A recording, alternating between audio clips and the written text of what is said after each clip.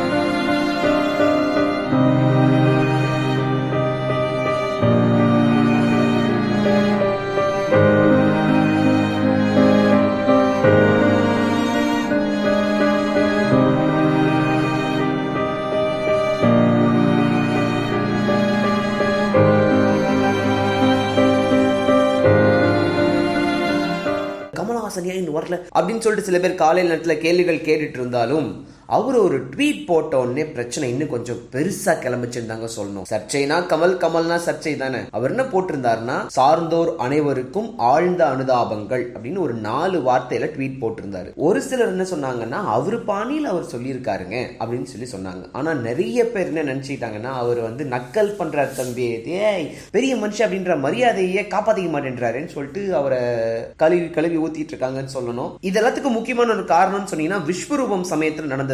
அதாவது விஸ்வரூபம் சமயத்துல தமிழ்நாடே வந்து கமலுக்கு சப்போர்ட் பண்ணுச்சு, இந்த ஒரு திரைப்படத்தை தமிழ்நாட்டில் திரையிடணும் அப்படின்னு. ஆனா அதுக்கு வாய்ப்பு இல்லாம வெளி மாநிலங்கள்ல அது ரிலீஸ் ஆயிட்டு அப்புறம் தான் தமிழ்நாட்டில் ரிலீஸ் ஆச்சு. ஆனா அதுக்கப்புறமா வந்து ஜெயா டிவியில் நடந்த ஒரு ஃபங்க்ஷன்ல நடுவரா கமல் இருந்து அந்த ஒரு விஷயத்தெல்லாம் தீர்த்துட்டாருன்னு சொல்லி சொன்னாலும், இந்த சமயத்துல அவர் போட்டிருக்கிற இந்த ஒரு ட்வீட் வந்து பயங்கரமான ஒரு சலசலப்பு உண்டாக்கி இருக்கிறத யாருமே மறுக்க முடியாதுங்க.